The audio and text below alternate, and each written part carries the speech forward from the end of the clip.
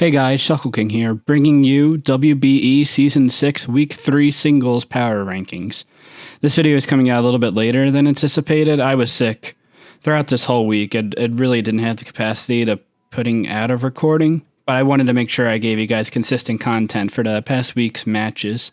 This video will be a lot quicker as I really didn't want to do a whole lot of talking. I still kind of don't because I have a sore throat and cough, but I've been tested for corona and I'm all good there, so don't worry about me in that regards. But for this week, me and Ogalbina will talk about one impressive and one disappointing coach for each of us of the last week, while we have the power rankings on the screen as you see behind us. We'll be scrolling through from 16 to 1. So as you'll see with this week's power rankings, I didn't have anyone move up or down more than 2 slots. So I feel like we might have like early season, like defined tier list, where I think the coaches will pretty much stay the rest of the season, unless we have some pretty impressive or pretty disappointing performances going forward. So I think my slots 11 to 16 probably be tier 3, tier 2 being the coaches in the 7 to 10 rank, and tier 1 being the coaches in ranks 1 to 6. So an impressive coach I'll talk about this week would be in my tier 1, and it's automatic. So he played Nexus this week, who Nexus played a very good game. I think his best game this season so far. But I like that automatic led with, what did he lead with? He led with AV Mudstone, went for Body Slam turn 1 to try to get a status on the Rilla Boom. That's a pretty good call to try to trigger your opponent from knowing their last week's experiences. And it really put Nexus on a tilt. So I think that would have helped Auto a lot if he got that turn 1 paralysis on the Rilla Boom. That was funny. But he got pretty nice chip on it early on. And then he played pretty aggressive when he brought the Arcanine in on his Steelix. He's got good momentum, killed the Steelix. And at that point, he pretty much had dedicated switches to everything on his team. Like the Nexus Keldeo, Auto had Arachnokid that took it on no problems. Mudstale took on the Heliolisk. Weezing took on the Rillaboom. And it forced Nexus to make aggressive plays that he didn't really make until later on in the game. And it also helped Auto that he killed the Weavile, which he didn't expect to because he thought Weavile would kill with the knockoff. So that was pretty funny there. A little bit of a risky Arachnid set that Auto brought because Heliolisk card walled it, but Nexus didn't realize that, and Auto didn't really show his hand that it was hard countered by it. But otherwise, he put himself in position, sacked the right mons, and was able to get it looked like a close 1-0 victory, but Auto pretty much had the game the entire time. So pretty impressed by his play there. My disappointing coach would probably be Feint Attacks. So just watching that game, and MV's number 1 in my power ranking, so he's very impressive coach there. But Feint, I just never thought he had a chance to win that game. And it was upsetting because I thought he definitely could have. And it seems like Feint kind of predicted pretty well what MV was going to bring.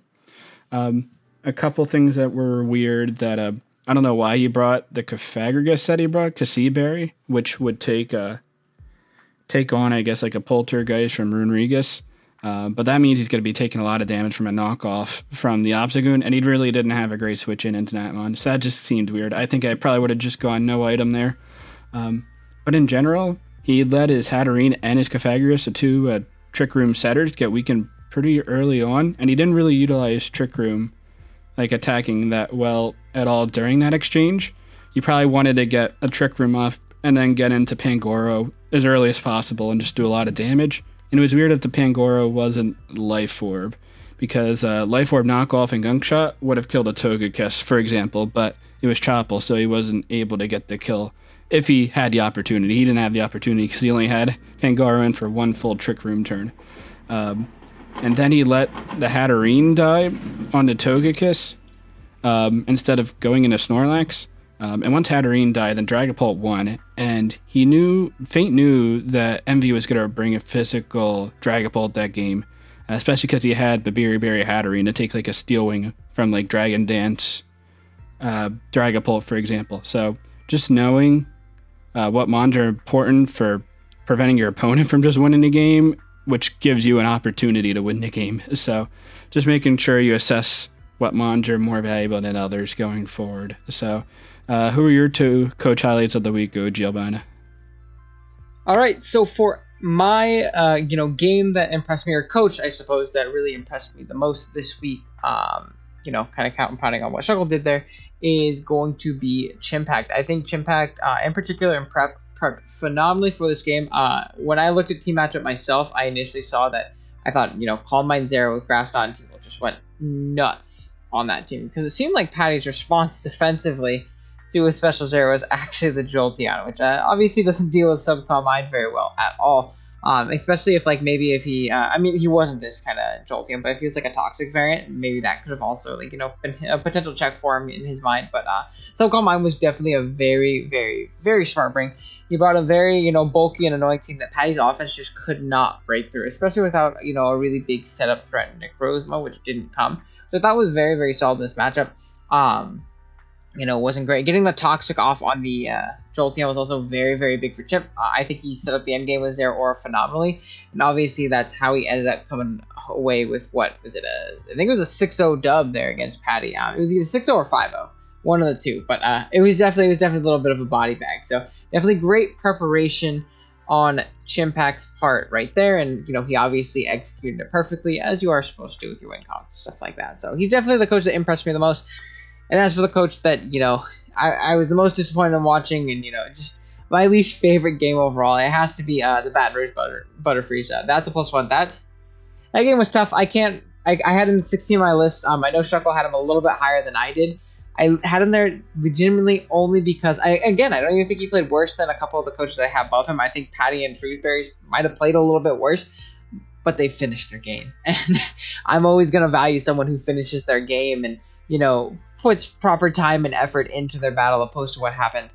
You could tell that was a very, very rushed team, and there was a lot of excuses flying around. It definitely didn't sit right with me. It wasn't my favorite battle. I won't go too much into it because it's people might not like it, but it was definitely very tough to watch. And even just the preparation, 3 Life Orb, 3 Sash, especially when you're bringing Sand as well. It didn't really come into play, I guess, because obviously one of the Sash bonds was Tar, and then the other two ended up dying before the Sand could even hit the field, and it didn't seem like a great idea. The team was very under-prepped for a lot of the lower-tier threats.